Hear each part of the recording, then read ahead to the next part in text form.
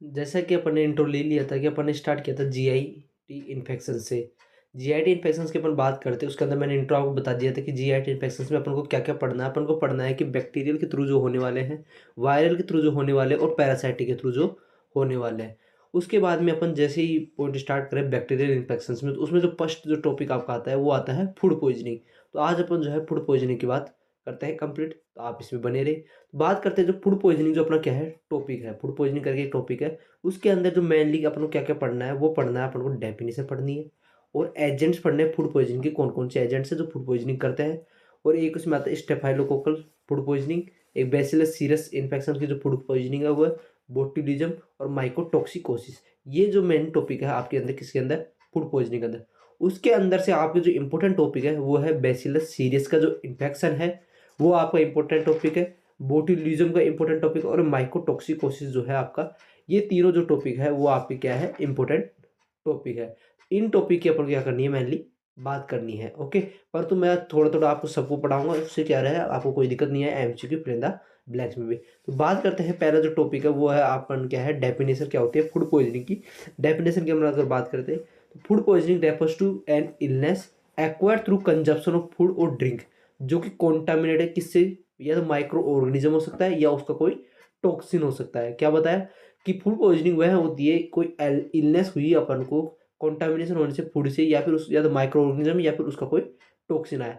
अब अपन ने पहला टॉपिक अपना हो चुका है डेफिनेशन अपनी क्लियर हो चुकी है। डेफिनेशन आपको समझ में आ गई, इलनेस हुई है माइक्रो ऑर्गेनिज्म और या फिर उसके टॉक्सिन की वजह से, यह इसकी अपनी क्या हो चुकी है फूड पॉइजनिंग की डेफिनेशन हो चुकी है। इसके बाद जो सेकंड टॉपिक है अपना, जैसे कि अपन ऊपर बात करिए, अपना सेकंड टॉपिक है एजेंट्स ऑफ फूड पॉइजनिंग। तो अपन इसमें बात करते हैं एजेंट्स ऑफ फूड पॉइजनिंग की, ओके। तो एजेंट्स ऑफ फूड पॉइजनिंग जो है अपन ने इसको अपन ने तीन तरीके से क्लासीफाई किया है। एक तो 1 से 6 घंटे में क्या हो रहा है इंक्यूबेशन पीरियड। इंक्यूबेशन पीरियड में समझ रहे हो आप कि जैसे ही हुआ उसके बाद में जस्ट 1 से 6 घंटे में आपको क्या हो रहे हैं सिम्टम्स हो रहे हैं, या फिर 8 से 16 घंटे में क्या हो रहा है इंक्यूबेशन पीरियड्स हो रहा है, या फिर मोर देन 16 हो इंक्यूबेशन पीरियड आ रहा है। तो तीन टाइप से क्लासिफाई करके अपन इनकी बात करें। अगर 1 से 6 घंटे में आ रहा है मतलब कि बहुत जल्दी आपका जब अगर सिम्टम आ रहे हैं तो मतलब उसका मतलब क्या है कि जो टॉक्सिन है वो आपका क्या है पहले से बना हुआ है प्रीफॉर्म्ड। प्रीफॉर्म्ड कैसे हो सकता है, जैसे कि आपका जो है फूड है, फूड के अंदर जो है अगर बहुत देर हो गई फूड को रखे हुए तो उसके अंदर कोई ऑर्गेनिज्म आया और उसने क्या कर दिया अपना टॉक्सिन सीक्रेट कर दिया, तो वह क्या हो गया प्रीफॉर्म्ड हो गया। और जो पोस्ट फॉर्म्ड जो आपके होता है वह होता है कि जैसे कि आपने खा तो लिया परंतु इंटेस्टाइन में जाके उसके बाद में क्या कर रहा है वो टॉक्सिन छोड़ रहा है, तो वो हो जाते हैं पोस्ट फॉर्म में आ जाते हैं। तो प्री फॉर्म जो होते हैं वो आपके हीट स्टेबल होता है, हीट से उनके ऊपर कोई भी नुकसान नहीं होता है। और जो पोस्ट फॉर्म होता है वो आपके हीट लेबल होते हैं, ओके। ये बात क्लियर हो गई। तो अपन इनमें क्या करेंगे क्लासीफाई करेंगे, तो इनके एग्जाम्पल्स आप याद रख सकते हो कभी आपके जब fill in the blanks MCQ में आ सकते हैं। तो 1 से 6 घंटे इंक्यूबेशन पीरियड होता है, उसमें आता है अपन स्टेफाइलोकोकस ओरियस और बैसिलस सीरियस। अब इसमें याद रखना स्टेफाइलोकोकस ओरियस अपना एंटेरोटॉक्सिन सीक्रेट करता है।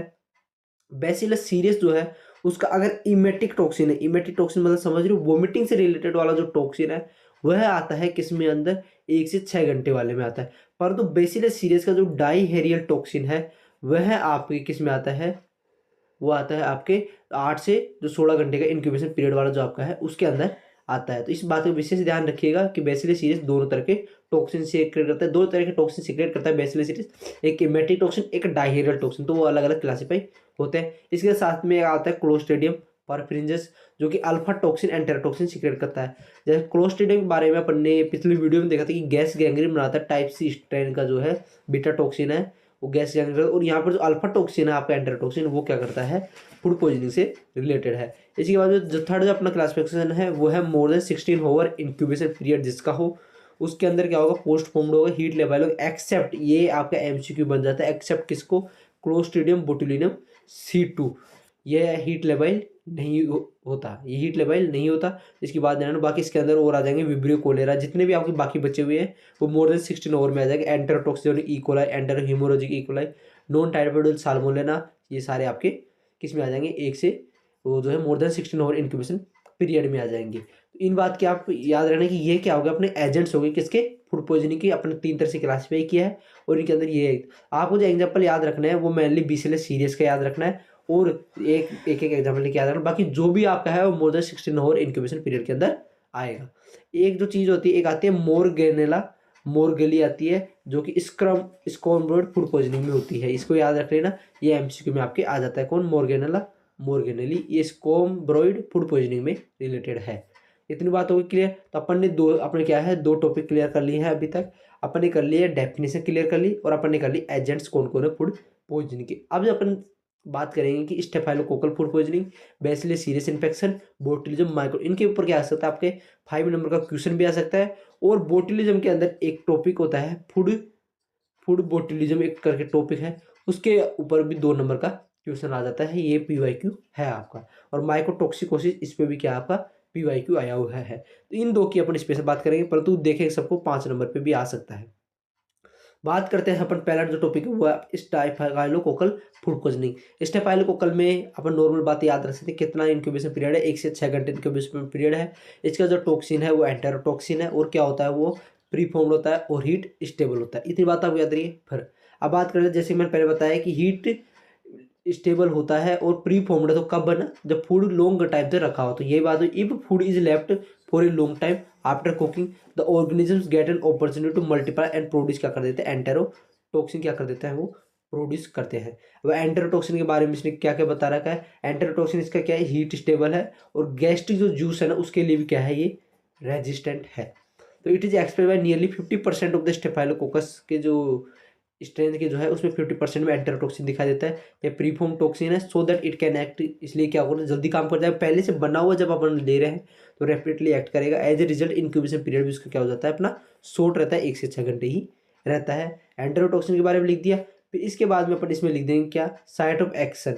एक्शन मतलब कि कहाँ कहाँ पर ये क्या होता है यूज एक्शन जाके करता है। तो द टॉक्सिन किसको स्टिमुलेट करता है? वेगस नर्व को स्टिमुलेट करता है and the vomiting centre of the brain also stimulate the intestinal peristaltic activity. तो मतलब कि वोमिटिंग सेंटर को और वेगस नर्व को क्या करता है? ये स्टिमुलेट करता है। सिम्टम्स क्या क्या आते हैं आपके?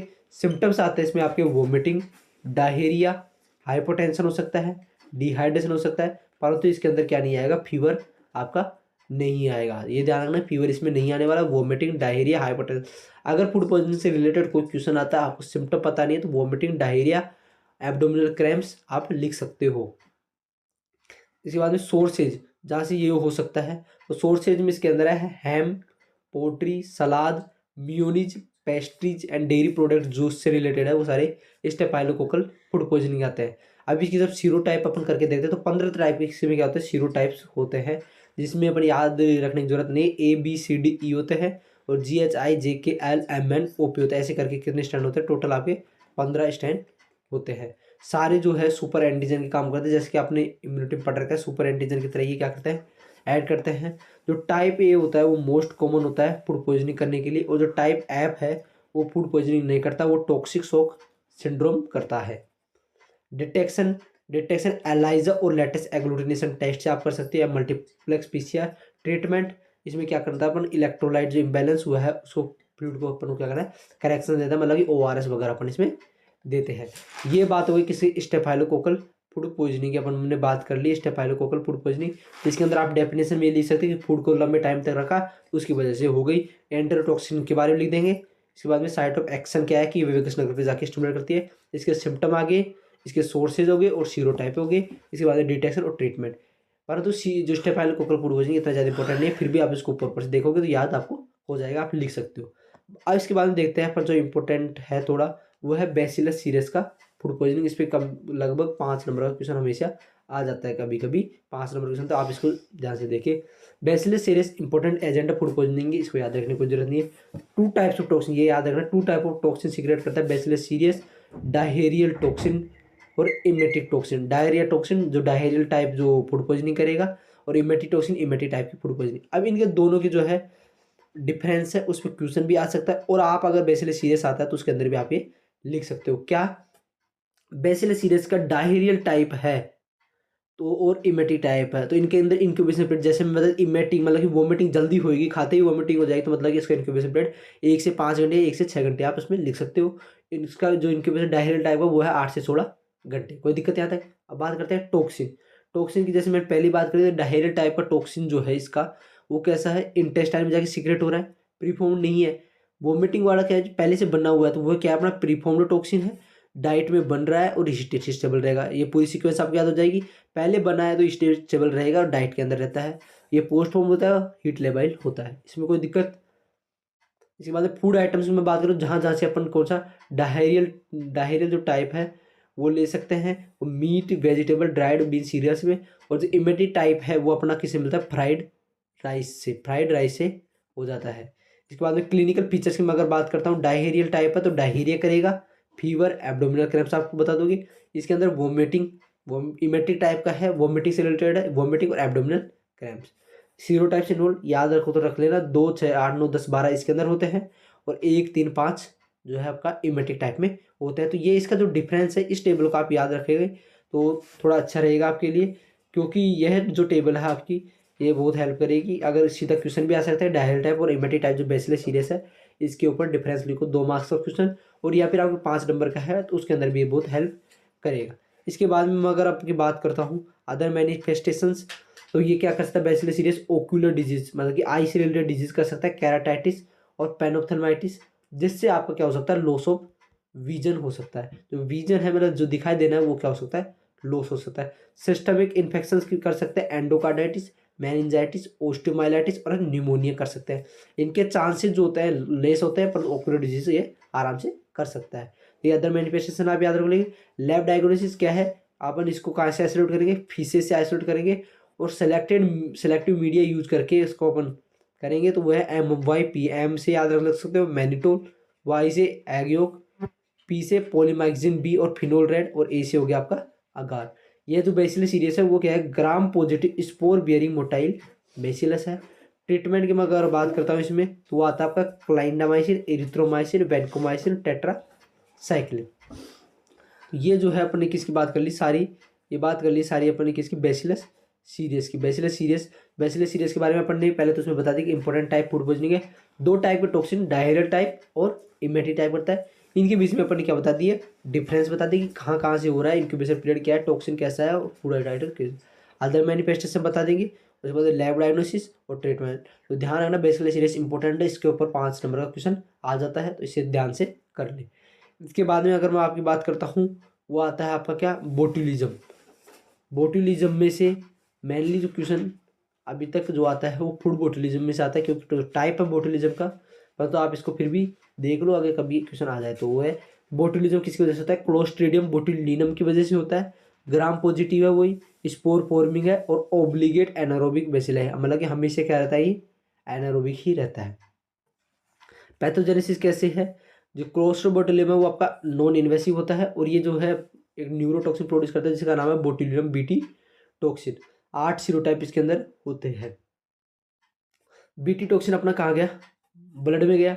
ब्लड में जाके ये जो है पेरिफेरल जो कोलिनर्जिक नर्व टर्मिनल है उस पर जाके बाइंड करेगा, एसिटाइल कोलिन जो रिसेप्टर है उसको क्या करेगा, इनहिबिट करेगा। एसिटाइल कोलिन आपको क्या याद रखना है, बोtulinum जो टॉक्सिन है वो एसिटाइल कोलिन जो रिसेप्टर उसको क्या करता है, इनहिबिट करता है। उससे क्या होता है, फ्लैसिड पैरालिसिस हो जाता है।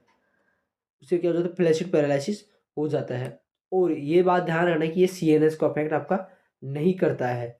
ध्यान रखना, बोtulinum जो टॉक्सिन है वो सीएनएस को अफेक्ट नहीं करता, ये एमसीक्यू आपका आ सकता है। तो इस बात का ध्यान रखना कि जो क्लोस्ट्रिडियम बोtulinum है वो ब्लड में जाके एसिटाइल जो कोलिन रिसेप्टर उसको क्या कर देता है, इनहिबिट करता है। बात करते हैं अब इसके क्लिनिकल मैनिफेस्टेशन की। तो क्लिनिकल मैनिफेस्टेशन क्या हो, एसिटाइल कोलिन के इनहिबिट कर रहा है, तो एसिटाइल कोलिन कम होने की वजह से, और तो आप देखोगे इंक्यूबेशन पीरियड जब इसका 8 से ये इंक्यूबेशन इसका पीरियड कंप्लीट हो जाएगा, उसके बाद में ये आपके फीचर्स आ जाएंगे जो कि किससे रिलेटेड है, न्यूरोट्रांसमीटर से रिलेटेड है। कौन कौन से, डिप्लोपिया मतलब कि डबल विजन होने लग जाएगा, डिस्फेजिया जो डिफिकल्टी इन स्पीकिंग होने लग जाएगी, डिसअर्थरिया स्पीच में ही डिफिकल्टी होती है, फ्लैसिड पैरालिसिस हो जाएगा, डीप टेंडन रिफ्लेक्स आपके कम हो जाएंगे, कॉन्स्टिपेशन हो सकता है। कोई सेंसरी डिफेक्ट आपका नहीं होने वाला, अपन ने पहले ही कहा था कि सीएनएस को ये अफेक्ट नहीं करता है। फिर रेस्पिरेटरी जो मसल पैरालिसिस हो जाता है उसकी वजह से क्या हो सकती है, आपकी डेथ हो सकती है। अगर रेस्पिरेटरी मसल पैरालिसिस उसकी वजह से आपकी डेथ भी हो सकती है। तो ये इतनी बात करी मैंने किसकी, थोड़ी बात करी बोtulinum की, क्लोस्ट्रिडियम बोtulinum की वजह से होता है। पैथोजेनेसिस की बात करें कि ये इनहिबिट करता है एसिटाइल कोलिन रिसेप्टर को, सीएनएस को अफेक्ट नहीं करता। क्लिनिकल मैनिफेस्टेशन आपने इसकी बात कर ली है। अब बात करते हैं टाइप्स ऑफ बोटुलिज्म। बोटुलिज्म के टाइप्स है कुछ, एक बोटुलिज्म का टाइप है football botulism, wound botulism, infant botulism, इसके बाद में आता है अपना एडल्ट इंटेस्टाइनल बोtulism, ईट्रोजेनिक बोtulism, इनहेलेशनल बोtulism। तो इनकी बहुत सारों की बात अपन करते हैं, उसमें से मेन आता है फूडबोर्न बोtulism। इस पे कभी कभी 2 मार्क्स का क्वेश्चन आ जाता है, PYQ में आया हुआ भी है। फूडबोर्न बोtulism कुछ नहीं है, यह रिजल्ट होता है किसी वजह से कंजप्शन ऑफ फूड के कंजप्शन से, जो कि किससे, बोटुलिज्म टॉक्सिन के प्री फॉर्म्ड। मैंने पहले ही बात करती वहाँ कर कहा था मैंने कि सब जो अपना 16 से यहाँ पर जैसे मैंने ऊपर बताऊँ आपको, मोर देन 16 ओवर में अपन ने देखा था, वहाँ पर अपन ने क्या देखा था, ये एक्सेप्शन में देखा था कि क्लोस्ट्रिडियम जो बोटुलिनम है उसका क्या है, फ्री फॉर्म्ड है और हीट स्टेबल टॉक्सिन है। इसकी वजह से ही जो आपने अपने यहाँ पर बात करते हैं प्री फॉर्म बोटुलिनम टॉक्सिन की। सोर्स होममेड जो इम्प्रोपरली कैंड फर्मेंटेड फूड और बेवरेजेस अपन अगर यूज करते हैं। मोस्ट केसेज आर स्पोरेडिक और आउटब्रेक्स आर रेयर, मतलब कि कुछ लिमिट ही होता है, जो आउटब्रेक्स लंबे जो लेवल पर होता है वो इसमें नहीं हो पाता है। तो ये फूडबोर्न बोटुलिज्म पे आपको 2 मार्क्स का क्वेश्चन आता है, इसको ध्यान से आप कर ले। बात करते हैं वाउंड बोटुलिज्म, इसकी अपन नाम याद रख लें। इन्फेंट बोटुलिज्म जो है मोस्ट कॉमन टाइप है, 75% जो टोटल केसेज में से इन्फेंट बोटुलिज्म ही होता है। It result from injection of contaminated food usually Honey with spots of botulism in less than किस पे 1 ईयर ऑफ एज से कम वाले बच्चों में होता है, इसलिए इसे इन्फेंट बोटुलिज्म कहते हैं। क्लिनिक पिक्चर आप देखोगे, सक एंड स्वेलो, मतलब कि निगलने में और जो चूसने में क्या होती है दिक्कत होती है, वॉइस वीक हो जाती है, टोसिस हो जाता है, फ्लोपी नेक हो जाता है, एक्सट्रीम, इन सबको मिलाकर अपन क्या कहते हैं, फ्लोपी चाइल्ड सिंड्रोम कहते हैं। क्या कहते हैं, फ्लफी चाइल्ड सिंड्रोम कहते हैं। तो ध्यान रखना, इन्फेंट बोटुलिज्म आते ही आपको फ्लफी चाइल्ड सिंड्रोम क्या जाना चाहिए, याद आ जाना चाहिए। ओके, इसके बाद adult intestinal botulism, iatrogenic botulism, inhalational botulism. Toxin का जो डिमोनिस्ट्रेशन करता है क्लोस्ट्रिडियम बोटुलिज्म का, वो करता है माउस बायो एसेटिस नाम का, आप याद रख लो, कभी fill in the blanks MCQ मिल गया तो। अपन ये बात कर दी किसकी, बोटुलिज्म की। तो बोटुलिज्म में अपन ने बात करी पहले, क्लोस्ट्रिडियम बोटुलिज्म की वजह से होता है ग्राम पॉजिटिव स्पोर फॉर्मिंग है, ओब्लिगेट एनारोबी, इसको याद रखने की जरूरत नहीं। पैथोजेनेसिस कैसी हुआ है कि ये इनहिबिट कर दिया किसको, एसिटाइल कोलिन को। जब एसिटाइल कोलिन को इनहिबिट कर दिया और CNS को अफेक्ट नहीं करता, तो उसकी वजह से क्या गया अपने क्लिनिकल फीचर्स। क्लिनिकल फीचर्स आप बता सकते हो कि जब एसिटाइल कोलिन न्यूरोट्रांसमीटर की वजह से तो क्या क्या हो सकता है, डिप्लोपिया, डिसआर्थरिया, फ्लैसिड पैरालिसिस हो सकता है। इसके अलावा डीप टेंडन रिफ्लेक्स कम हो सकता है, कॉन्स्टिपेशन और रेस्पिरेटरी मसल का अगर पैरालिसिस उसकी वजह से क्या हो सकता है, डेथ हो सकती है। इसके बाद में फूड बोटुलिज्म की याद रखनी है अपने को, इन्फेंट बोटुलिज्म याद रखनी है। इन्फेंट बोटुलिज्म से अपना जो है याद आना चाहिए किसका, फ्लफी चाइल्ड सिंड्रोम याद आना चाहिए, उसके फीचर्स अपन को याद आ जाने चाहिए। ये बात हो गई। इसके बाद फूडबोर्न बोटुलिज्म हो गया था अपना। इसके बाद में जो है टॉक्सिन का डिमेंशन करते हैं माउस बायो से। अब एक जो इंपॉर्टेंट टॉपिक आपका रह गया वो रह गया माइको टॉक्सिकोसिस, इस पे क्वेश्चन आता रहता है। इसमें से जो मोस्ट इंपॉर्टेंट है वो माइकोटॉक्सिकोसिस है। माइकोटॉक्सिस, माइको से आप पता चल गया कि फंजाई, फंजाई का जो टॉक्सिन की वजह से हो रहा है तो उसकी वजह से वो उसको माइकोटॉक्सिकोसिस कहते हैं। तो माइकोटिक पॉइजन ऐसे तो रेयर है काजर फूड पॉइजनिंग का, जो कि फंजाई की जरूरत है क्लास में। इसके अंदर माइकोटॉक्सिकोसिस के अंदर 2 चीज आती है, एक आती है माइकोटॉक्सिकोसिस, एक आती है माइसिटिज्म। मतलब क्या समझ में आए, टॉक्सी से आपको याद रखना है क्या, अगर टॉक्सिन की वजह से हो रहा है ना, तो किसकी वजह से, अगर टॉक्सिन की वजह से हो रहा है तो वह माइकोटॉक्सिकोसिस होएगा। और अगर फंगस को खुद को ही खाने की वजह से हो रहा है तो उसे माइसिटिज्म अपन कहेंगे। तो by consumption of food contaminated with the toxin liberated by the certain fungi, अगर फंगस के जो है टॉक्सिन की वजह से हो रहा है तो उसको माइकोटॉक्सिकोसिस कहेंगे। और अगर by eating poisonous flash fungi को खाने की वजह से हो रहा है तो उसे माइसिटिज्म कहेंगे। Usually by different type of Muslim poisoning इसके अंदर आता है। अब इसके अंदर अंदर की बातें अपन कर लेंगे। माइकोटॉक्सिकोसिस में कौन कौन से टॉक्सिन आते हैं, अफ्लाटॉक्सिन, नाम याद रखने का, अंदर की बात अगर याद रखो तो ठीक है, बाकी नाम याद रख लेना। अफ्लाटॉक्सिन, फ्यूमोनिसिन्स और ओक्राटॉक्सिन।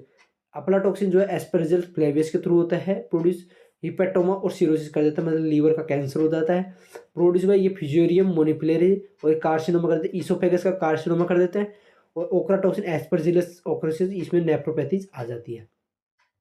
माइसिटिज्म में अपन देखेंगे मशरूम पॉइजनिंग के अलग अलग आते हैं, ergot alkaloid, coprine poisoning, muscarine, ibotenic and muscimol और साइक्लोपेप्टाइड, ये सारी चीज़ें इसके अंदर आती है। तो इसको आप देख सकते हो। जो है अपना क्या है, ये जो माइकोटॉक्सिकोसिस जो है टॉपिक अपना, ये इंपॉर्टेंट है, तो इसको ज़रूर आप देख लें। बाकी मैंने सारे टॉपिक जो मैंने आपको बताए थे इंपॉर्टेंट है वो मैंने कवर कर दिए हैं। अपन ने पहले पढ़ा डेफिनेशन, डेफिनेशन का आपको पता चलेगी इलनेस हुई है या तो टॉक्सिन या फिर माइक्रो ऑर्गेनिज्म की वजह से। एजेंट की अपन ने बात करी ली, एजेंट 3 टाइप में अपन ने डिवाइड करे हैं, जिसका 1 से 6 घंटे का है, 8 से 16 घंटे का है, या मोर देन 16 घंटे का है। 1 से 6 घंटे में अपने स्टेफाइलोकोकस और बैसिलस सीरियस का जो है इमेटिक टॉक्सिन है, और जो 8 से 16 में है उसके अंदर है अपना कौन-सा बैसिलस सीरियस का जो है अपना जो डायरियल टॉक्सिन है। इसके बाद में क्लोस्ट्रिडियम परफेंजेस आ जाएगा। इसके बाद बाकी जो भी अदर है वो तो अपन ने मोर देन 64 में कर दिया। स्टेफाइलोकोकल फूड पॉइजनिंग की बात करें जिसमें मेनली अपना एंट्राटॉक्सिन की बात करता है। बैसिलस सीरियस इन्फेक्शन की अपन ने बात करी, उसको आप देख लेना। दोनों टॉक्सिन डायरियल टाइप और हेमेटिक टाइप टॉक्सिन में डिफरेंस अपन को याद होना चाहिए। इसके साथ साथ उनको जो ओक्यूलर जो डिजीज करते हैं उनके भी आप याद रख सकते हो। बोtulism है, फूड बोtulism आप ध्यान से देख लीजिएगा। और इसके बाद में क्लोस्ट्रिडियम बोtulism क्या क्या कौन सा, और जो फ्लॉपी सिंड्रोम है इन्फेंट बोटुलिज्म में उसको भी आप ध्यान से देखिए। माइकोटॉक्सिकोसिस को ध्यान से देख लेना, इंपॉर्टेंट टॉपिक है। तो जो नीचे की जो तीनों हैं वो इंपॉर्टेंट है। स्टेफाइलोकोकल फूड पॉइजनिंग आप ऊपर से देख सकते हो। एजेंट्स को है कभी आप एमसीक्यू में काम आ जाएगा, डेफिनेशन करो तो ठीक, बाकी ना करो तो ठीक। तो इसके जो आपको अगर नोट चाहिए तो मैं टेलीग्राम की जो लिंक है आपको वो अबाउट सेक्शन में जाके मिल जाएगी, वहाँ जाके आप इसके देख सकते हो। यहाँ पे इंस्टा जो है मेडिको अभिषेक 29, आप मुझे डीएम कर देना, वहाँ मैं आपको नोट्स सेंड कर दूंगा। पूरी जो है अपना माइक्रो खत्म करने वाला है, तो बने रहिए, सपोर्ट करें। आपका सपोर्ट ही मेरे लिए ऊर्जा का काम करे। धन्यवाद। जुड़ने के लिए दिन शुभ रहे।